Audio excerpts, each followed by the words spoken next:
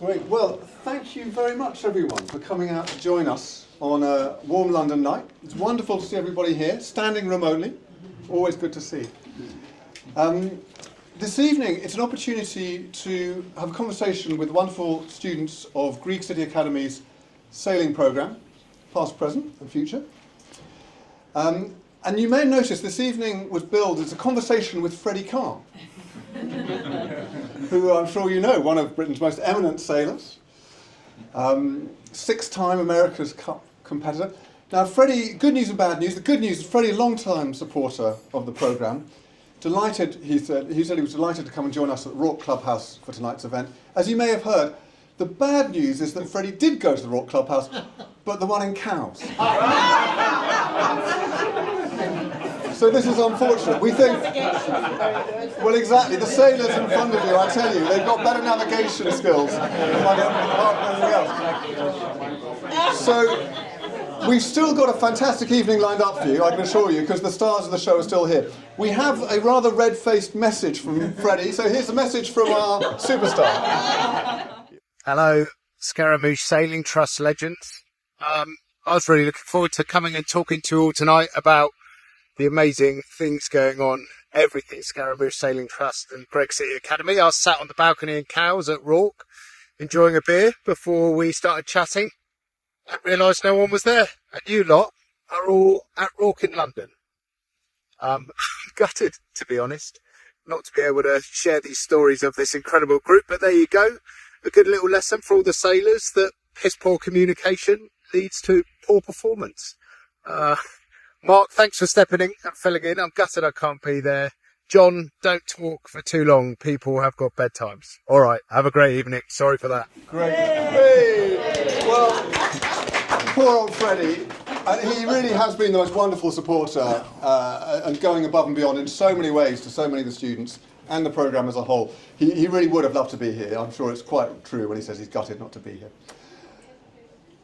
However, I'm delighted that Mark has very kindly agreed to step into the breach, and I'll introduce you just in a moment, Mark. But just before we turn to the main show, the main event, just a couple of quick thank yous. So thanks so much for all of you for being here, and particularly also thank you to the students, some of whom just finished A-levels, some of whom school carrying on a few more weeks. Thank you very much for being here. Thank you to all the supporters who are here, and I might say a bit more of a word about that later on. The whole programme runs on charitable donations, so we're incredibly grateful for the support that so many people provide. Thank you in particular, Louis, for organising and sponsoring tonight. Really appreciate that, making this possible. Super kind. And there was someone else I was going to thank, but I can't remember who it was. Thank you to my the trustees. Sorry, excuse me. That's it. I knew that was the most important group. Just to mention, the trustees, so I'm the chair of the trustees of the Scaramouche Sailing Trust. And we're a charity, and the first priority, the main thing we do is to raise money, raise the funds for the school sailing programme. So we make grants to the school sailing programme, but we've got delighted 3 new trustees who've just recently joined us. Montel? No escape for you, Montel. And at the back, my colleagues Vim and Peter, could you wave a hand? So Vim and Peter have just joined us. If you want to talk to them, they've just joined. Thank you, Vim and Peter.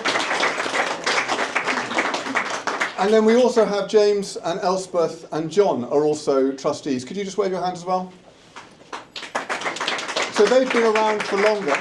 So if you've got any problems or questions about what the charity's doing, they're the people, you can grab them. Or if you want to talk about what the charity does, please feel free to get in touch with any of the trustees. So that's us. Without any further ado, Mark, so grateful for you standing in with about half an hour's notice. And we couldn't really have asked for a better person to come and run the show here tonight, because Mark, as you may know, is the editor of sailworld.com and yachtsandyachting.com, very experienced journalist in the sailing world, and also a very long-term supporter and friend of the programme. Thanks so much, Mark. Over to you.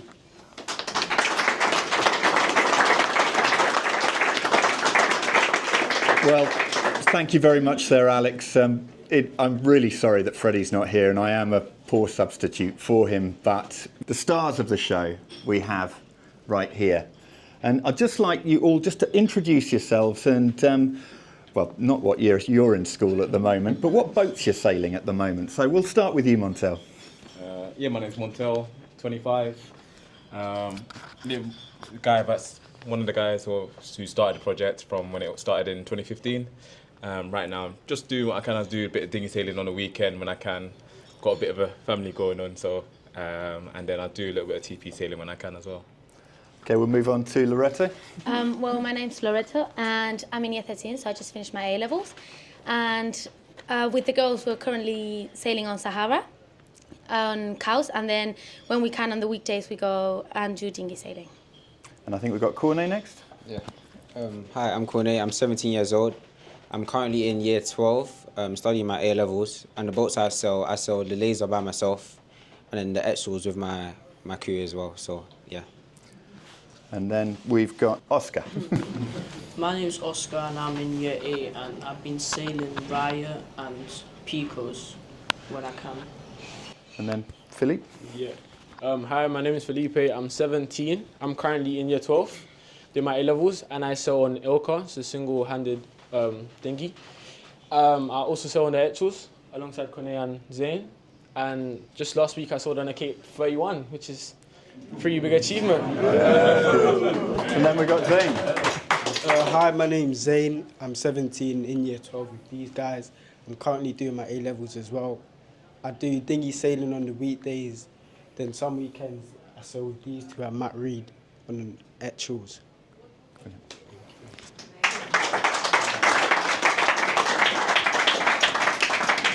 Okay, we're going to start with you, Montel. You came through the Scaramouche program from the very beginning.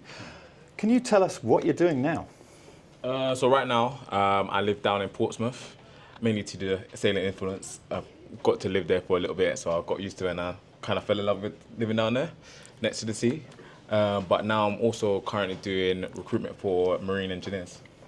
And what experience did you gain on the program, and how's that helped you in your career? Yeah, so I've gained a lot of experience from normal day life through just doing talk studies and talks to raise money for the project when I was younger till even now when I can.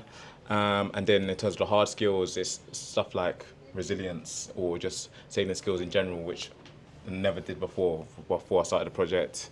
When I was 15, before that I was very athletic, very sporty. I just tried everything I could, and then sailing was another opportunity. So I said, yeah, why not? And then I fell in love with it, and here I am now. When this all started off, can you pick out a couple of the highs and a couple of the lows that happened? Well, there's many of both. I won't say too much of the lows that much, but there's many highs in terms of just going out on different types of boats, learning new skills, just bettering my skill set, getting to learn from the professionals and the people that had the skill sets before, and just bettering myself in terms of being a person, but also in the sailing world as well. In terms of the lows, of course, there's many in terms of stuff like being offshore, dealing with people vomiting and stuff, and but also, of course, you have falling outs with people. You're only human and that sort of thing, and then you argue with people about certain things, such as like, oh, we should have taken that tack there. We should have done certain tactics. Mainly, it's around tactics, but at the end of the day, you make the decision that you want, and then you discuss it, and then everybody's friends at the end of the day. It's part of the sport. So yeah. And those initial skills you learnt in sailing, which do you find most useful now? I think it's mainly the resilience and just that determination to succeed is just something I've learnt or bettered myself in terms of sailing, because I've always wanted to be better at something or keep improving, but sailing's been something that's elevated that in terms of that skill set. So yeah, doing that, we're also trying to help as much as possible, if that's trying to help the younger guys do better than me and that sort of thing, or improve their skill set, both mentally or physically, or on sailing a boat. That's one of the main skills I've got. And you have stayed involved with the Scaramouche Sailing Trust, and we just heard you've just become a trustee, I think it is now. And what other ways have you chosen to stay involved? Those are the main ways in terms of being part of the project, going out and training and helping the younger generation push through. And then in terms of also just spreading the word and letting people know what we do, because you meet people every day, so people always ask, what do you do, what have you done in the past, that sort of thing. And I just try and this is the main thing that I've put across, is saying, because it's an amazing project and it's clear that it is, because everybody here has supported us in some sort of way, which we all appreciate. So yeah, that's the main way. I think there's a lot of people in this room who have followed your journey from the very beginning. So thanks so much for your time and your thoughts there. Thank you. So we'll now move on to... And we'll move on to Loretto now. And how long have you been sailing? So I've started sailing last year, so 1 year, yeah. And what experience have you had since you've started? So since I started, I've had experiences in dinghy sailing, and also I've had experiences in bigger boats like Scaramouche, and then also Sahara. So yeah. And the girls' sailing program, what is it looking like this year? So the girls' sailing program aims to provide opportunities for male-dominated sport. So that's why this year we've been trying to focus more on our qualifications. So we've been trying to get our dinghy instructor, first aid course, day skippers, so that we can improve our performance and then also race on Sahara. I've left it until into my 40s before I got my first aid course, so it's a really good thing to have. Mm-hmm. But we've got a problem in sailing, and you've had actually the same mirrored in your own programs. There are fewer girls moving into the program than boys. Why do you think that is? So I think, I said before, sailing is a male-dominated sport, and that's why there are many barriers, and I think there's a fear of overcoming these barriers. I also think the school is mainly more boys, and then also there are many sports that are for girls, like dancing, rounders, and then there's like a bit less for the girls to join, so yeah. But you're clearly enjoying it now, and it's once people get involved, you find that they actually want to do it more girls? Yes, so once they get involved, they enjoy it, and then they stay committed, most of them, yeah. And what can we do to put in place to encourage more girls to get involved and support them? So the plan is to get the younger girls to start sailing from an earlier age, so they can get the training they need to become better sailors earlier, yeah. And what are your plans for the future? So my plans for the future is to get more qualifications. So I want to get, as mentioned before, dinghy instructor, day skippers, and then go off to university where I can keep on sailing. And there are great opportunities to sail at the moment through Scaramouche. Do you think you're going to have those same opportunities as you move on? Yes, I think I would. I would love that, yeah. Brilliant. Mm. Well, thank you very much for your time there.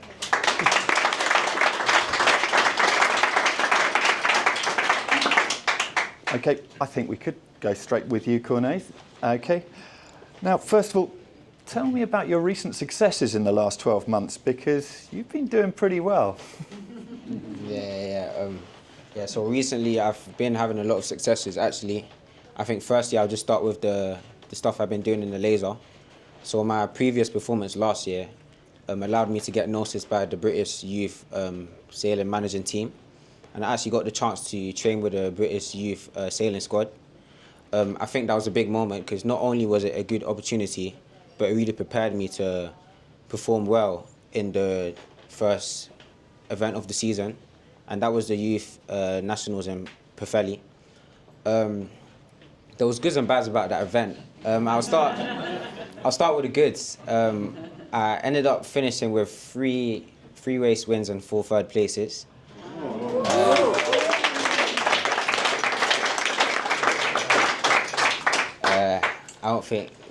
Don't get too happy yet, because I think I found myself in the protest room quite a lot, and I actually came back with 2 disqualifications. So.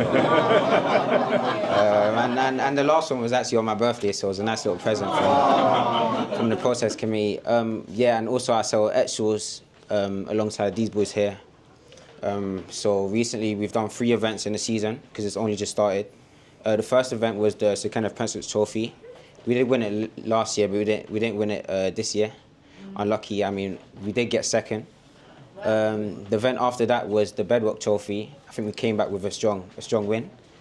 And then the next event was the Etchels Nationals, and then we got a second. Wow. Yeah.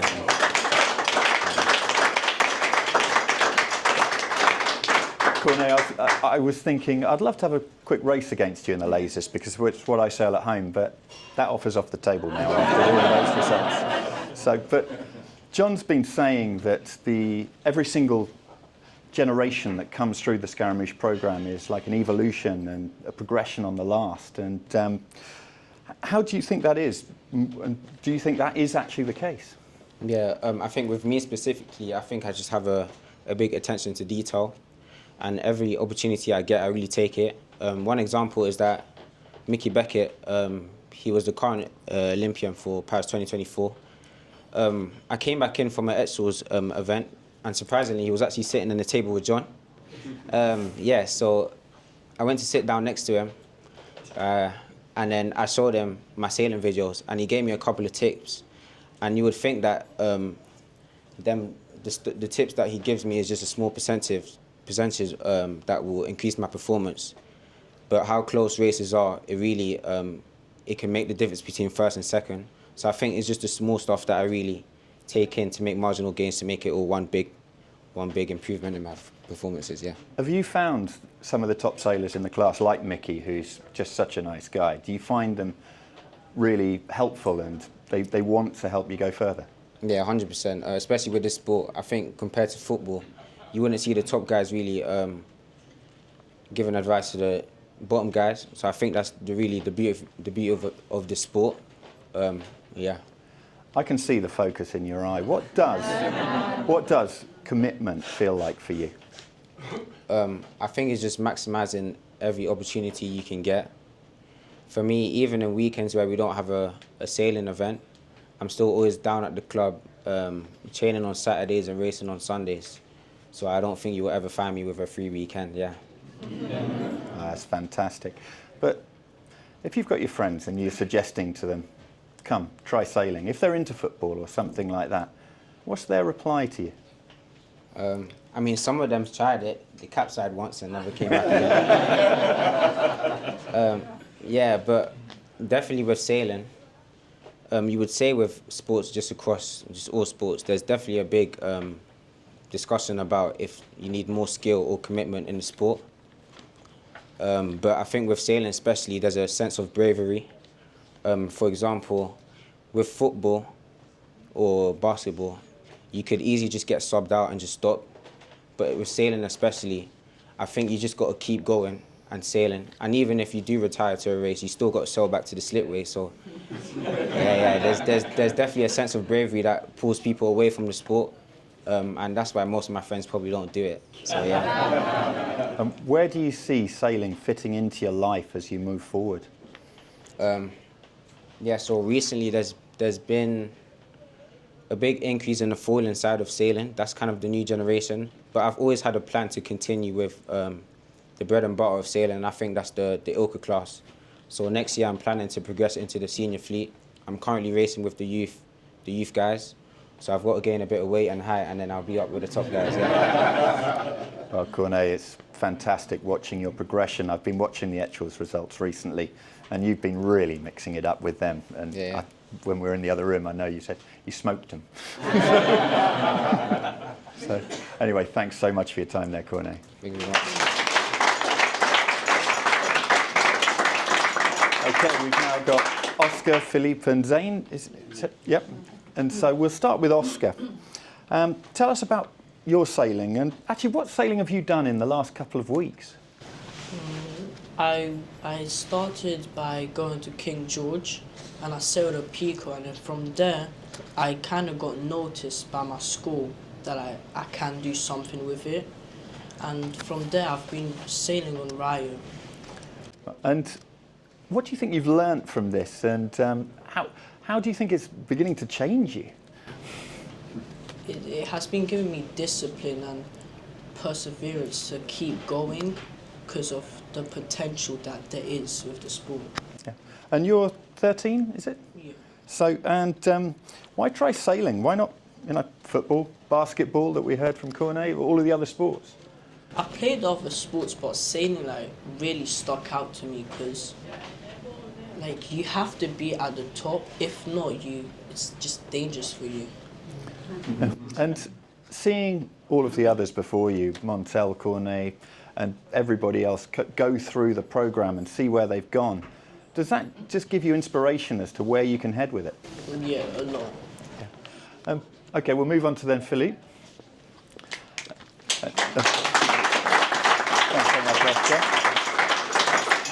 And so what sailing are you doing at the moment? So at the moment, I'm also doing Ilka. I'm in the Ilka 7 alongside former Olympians, so it's really hard, but I'm progressively getting up there. So yeah, through hard training, I'm advancing. I'm also doing the Etchels with these lads. I'm on the bow, and yeah, we've gained significant achievements. And through those achievements, I reckon I've gained recognition enough to be on a Kit 31, which is pretty big. Hopefully they invite me over again. Who knows? I'm getting a small feeling here that you enjoyed sailing the Cape 31. Am I right? Yeah, definitely. That's just putting a big grin on your face every single time you talk about it.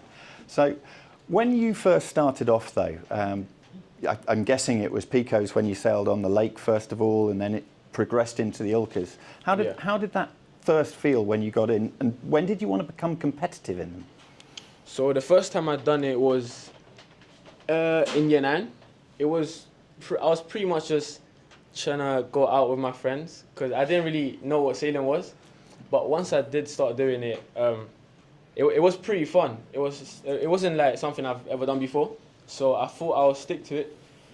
And as I progressively got better, I thought that maybe I could, take my skills into practice and actually get into racing. And, starting off, I didn't. I wasn't at the front. I was at the back, but progressively I got better, as I'm currently still doing. But yeah, just beating boats gave me that motivation to keep on going. And yeah, just sailing the Ilka 7 with current Olympians just keeps me going. I just want to get as good as them. So yeah. When you were at the back of the fleet, a lot of people find that demoralising. They just don't want to progress. They think, oh, I'm never going to be as good as the people at the front end of the fleet. What gave you the determination to carry on and say, right, I want to be up there? Well, I'm a very competitive person. So I've played football and basketball before, and there's times where you win and times where you lose. But in those times when you lose, you can't just give up. So I've built that up through football and basketball. So I feel like that's just, something I've brought into sailing. So you came in with the resilience to get through. That's brilliant. Just a little bit, but through sailing, Yeah. Yeah. Okay. Well, thanks very much indeed for that, Felipe. And exactly. Yes. Sorry, I couldn't read the name tag. My eyesight after 50 has just gone far too far. So you're sailing on the Etchels together with them all? I'm the fourth row with these guys, and I tell you, being on with them is horrible. As David knows, saying quite a few words during certain races, shouting stuff, gets a bit horrible at times, but I really enjoy it with them. I was playing football before doing semi-professional. Then I got a message from Cornet telling me to get back into sailing. Then when I saw the big opportunities that come with it, made me switch instantly. So you'd had a go at sailing, you stepped away from it for a bit and back into football and then came back to sailing. Why did you step away from it? With football, there's not a lot of opportunities that come with it. Like if you're at the bottom, you're really going to stay at the bottom. But with sailing, there's top people give you advice to help you to build to the top and stuff like that. That's exactly what Cornet was saying, actually, about the top sailors willing to share their knowledge. I think that's something we're really lucky with in sailing. And the Scaramouche Sailing Trust and the trustees supporting this, I think, is a huge part of that. But there are so many people wanting to help. So thank you to everybody here, I think, as well for that. So now, I think it's time we brought... Thank you very much, first of all, Zane.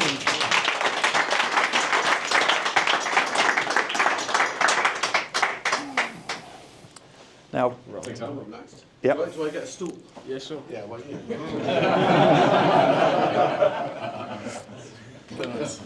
That's it. That's amazing. Excellent.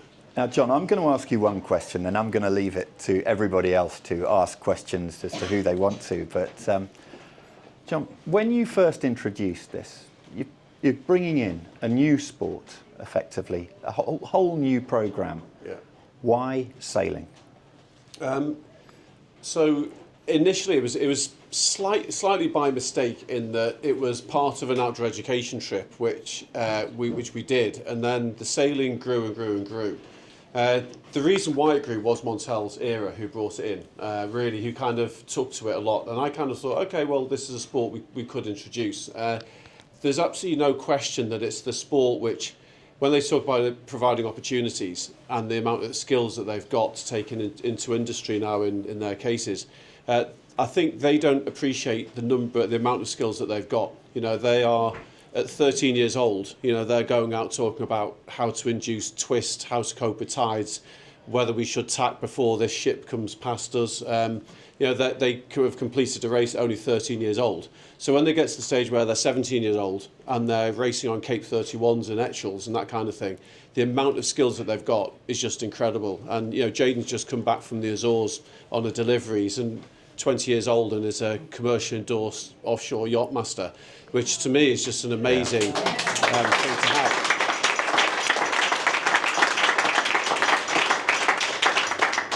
So it's just it's the best sport in terms of learning, doing all of the soft skills that we're trying to promote in schools all the time. It's the best sport for that. And I do run, because I have to, other sports, and they don't provide the same level of skills and opportunities that sailing does.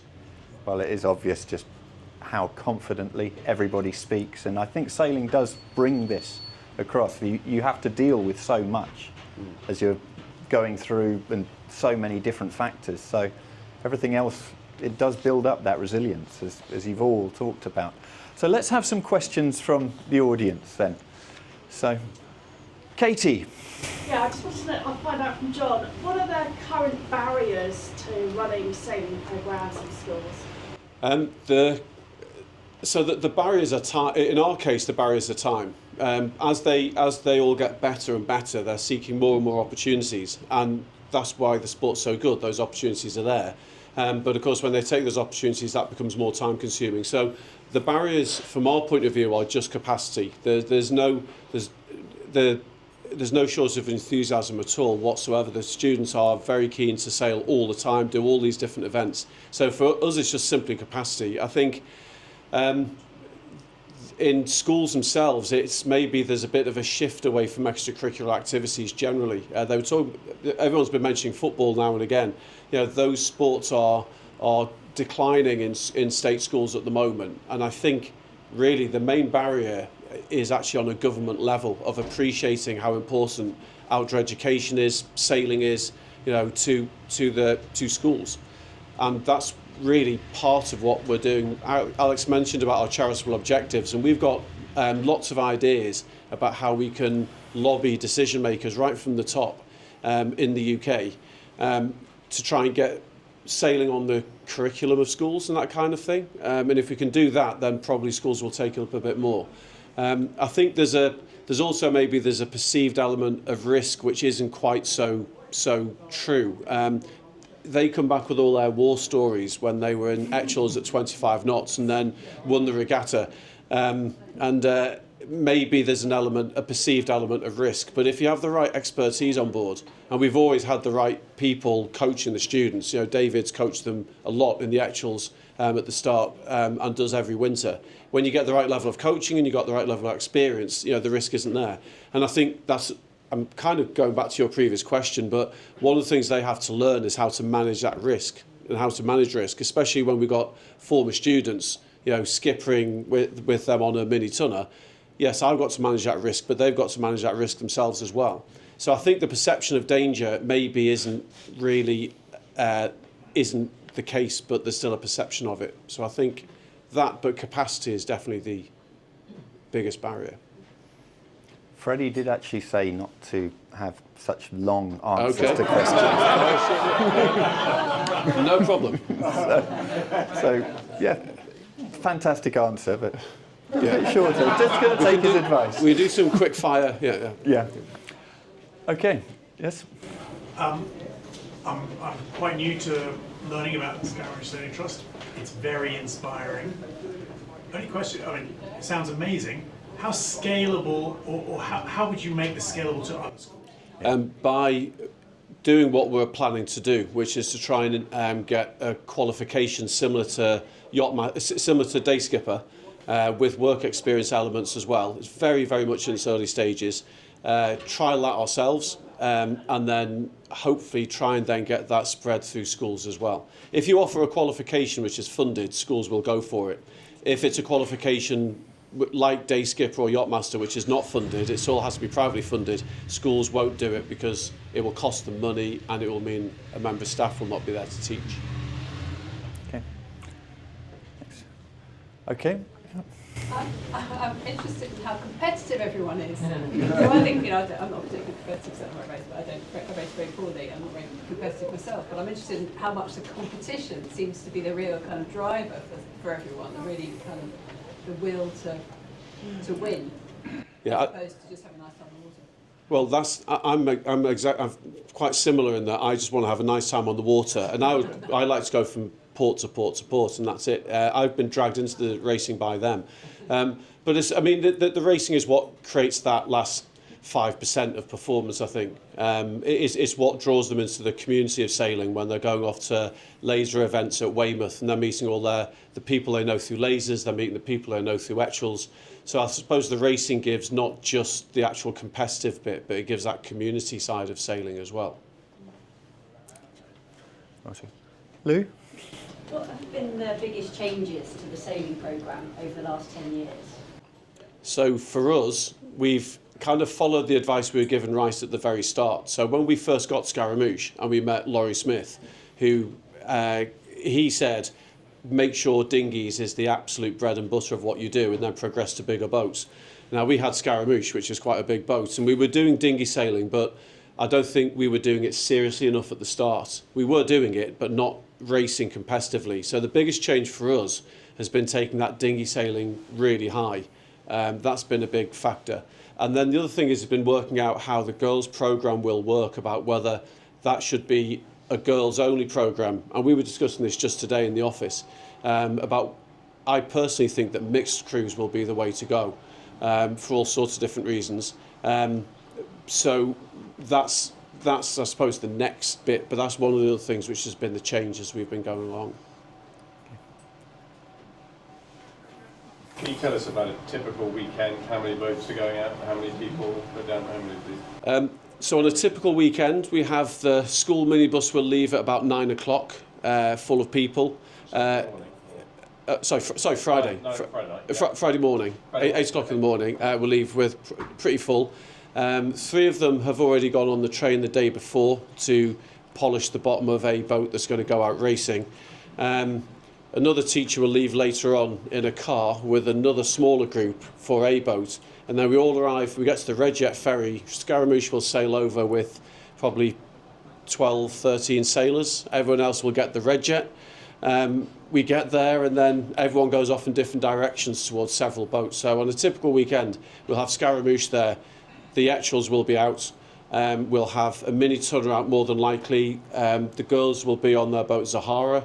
And then we've probably got this over-enthusiastic sailor called Max, who's somewhere in the UK going out on a laser. And I basically stand in the middle of the yacht haven thinking, where is everyone and how am I going to coordinate this? But it works in the end. Next question. And we're talking a little bit in the same way about the dinghy sailing, how you organise that. The biggest barrier to capacity is through the dinghy sailing, because if they want to go on the circuit, like the laser circuit, then the model at the moment is that 2 parents go with the car or the motorhome and the boat just behind it. We go along with my car, which is nearly new. It's only 15 years old. It's got 1 boat on the roof. We tow 3 behind it, and we've got 5, and that's it. If we can we can get Jaden to drive another car and tow another load of boats, and I follow behind saying be careful. But that, in terms of it's also related to the scalability. So with the dinghy sailing, we up till now have taken, say, the 6 best ones who've gone on that laser sort of circuit, and then next year we have a good problem because these 3 will definitely be on the Ilka 4s next year, so we will have more. But don't worry, there's a second-hand people carrier opposite our school, which we are going to buy. The person who's selling it doesn't know yet, but we are. Just talk about how people get into it. So is that on a Wednesday afternoon or something? Yeah, so in our school, they go on either a Tuesday, or Wednesday, or a Thursday afternoon to the local reservoir. We look for not just their sailing, we look for other things. I mean, Anthony, who's sitting down here now, he stood out because he was the one not only good at sailing, but was helping with all the trolleys and stuff like that.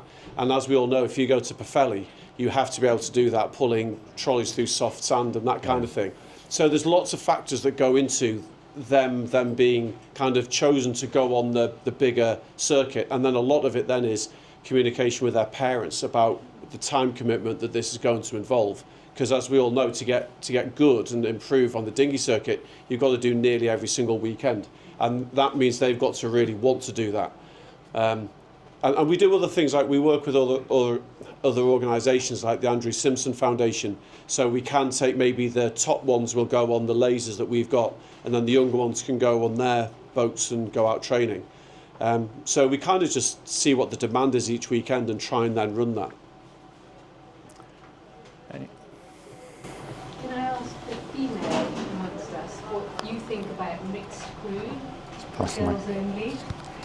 Especially given that quite often we see female helms day and that sort of thing. Well, I think anything that can make the boat go faster is good. So yeah, I think either all girls or mixed crew is good as long as everyone's doing something. Great. Yeah, I mean, the conversation we had today was that, you know, Tracy Edwards set more records with a mixed crew, and I think she holds more records at the moment than either all male crews or all female crews do. And I think it does. Zane, you know, Zane's number 4 on that, but he performs an incredibly important role on that Etchells for all sorts of different reasons. Having a good number 4 on there, not just in terms of the weight of the boat, all helps, but it gets shouty when it's just the boys, very shouty. And I think maybe with if you have a mixed crew, maybe that brings down that a little bit in some ways. I think maybe the girls add a better dynamic to the crew itself, possibly. Yeah. Okay. I've got one more for you, Jon. The next Jon Holt, when you've got a young teacher at a school who's inspired by this and says, I can do this, but it's daunting, the whole idea of setting this up from scratch. What advice would you give to them? Don't set up from scratch. It'd be the biggest one. So there's, I mean, like we talked about the highs and the lows. If I was advising a young teacher, I wouldn't say buy a 1980s Admiral's Cup yacht and that kind of thing. I think the first thing will be is to decide what type of sailing they want to do, because that can be, there's a type of sailing for everybody, as we know, from just doing a D&V expedition to racing at a top level to racing at a club level. So the first thing will be to decide what type of sailing you want to do, and that won't be just down to the teacher, that'll be down to the head teacher as well, what they're allowed to do, time commitments, all that kind of thing. And then I think that's what we will hopefully be able to advise more on, is how you can get the right sailing programme for a school given all of those constraints, rather than just maybe saying you should do lasers and it should be national level, full stop. If that can't happen, then that's not going to be sustainable for that school. So I would say I think the key thing will be taking in all the factors that are going to be important and then getting the right programme. And are you available on the end of the line if somebody says, look, I want to do this, and give the advice? No, 100% yes. Although we did once do that, there was a school on the south coast. It was a private school, which is fine, but they did decide to do a similar to what we were doing with a Contessa 33, and then they beat us in an Astor race. So we are to an extent. We would. And we would be helping. I mean, we would be helping with the biggest problem they'd have would be the logistics, is knowing where to go, so to not waste their time and waste funding and stuff. And we can definitely help with that. Okay. Sorry, one more question. Let's have one more question. First of all, congratulations to everybody on the panel. You did really well tonight. Yeah.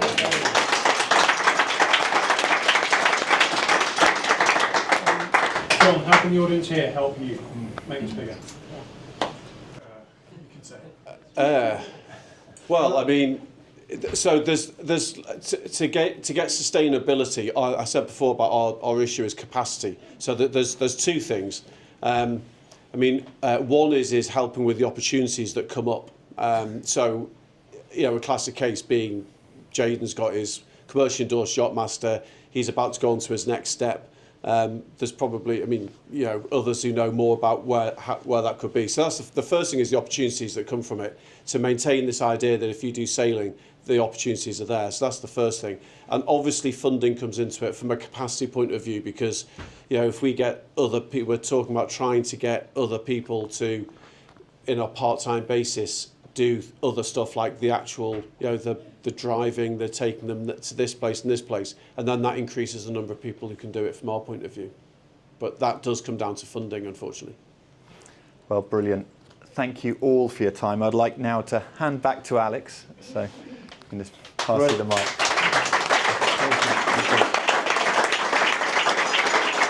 Great, thanks so much, Mark. Thanks so much, Mark. Masterfully done with 10 minutes preparation after Freddie once again dropped you in the deep end.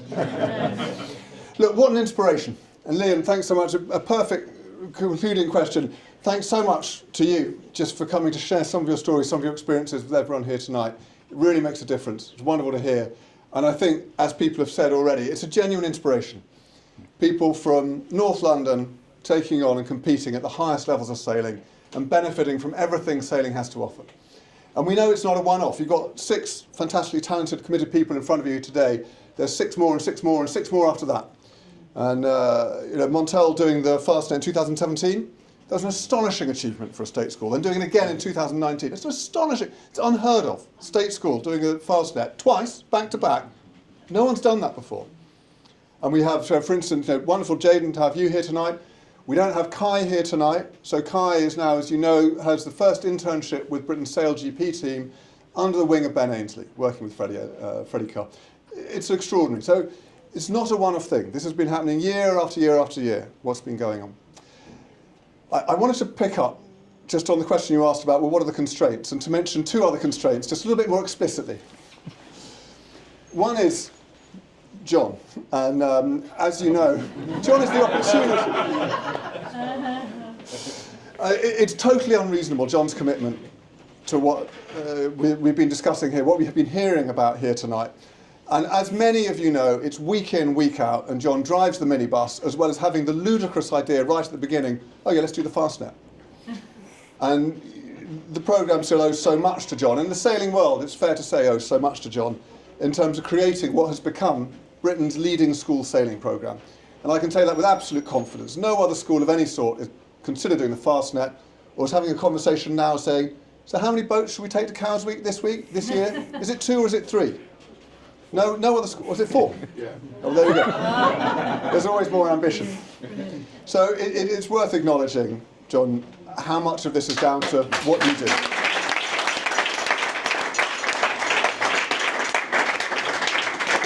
And that does make the issue of replication a little bit hard, because this is not a blueprint that can just be replicated and taken to other schools. So we're working on that question, as Jon mentioned and as you asked, about how do we take this out more widely in the sailing world. We've been talking with the RYA and other sailing bodies for a little while, but the constraint has been money. And for a long time, this programme has been a bit hand to mouth, and on the one hand, leading the way in school sailing, and on the other hand, Jon hasn't quite been sure if we're going to be able to keep going next year, because where's the money going to come from? And that's where the charities come in, and I'm delighted. It's an absolute privilege to be able to work with you and support what you do, but to help just bring a bit of structure into the fundraising and a bit more security and sustainability.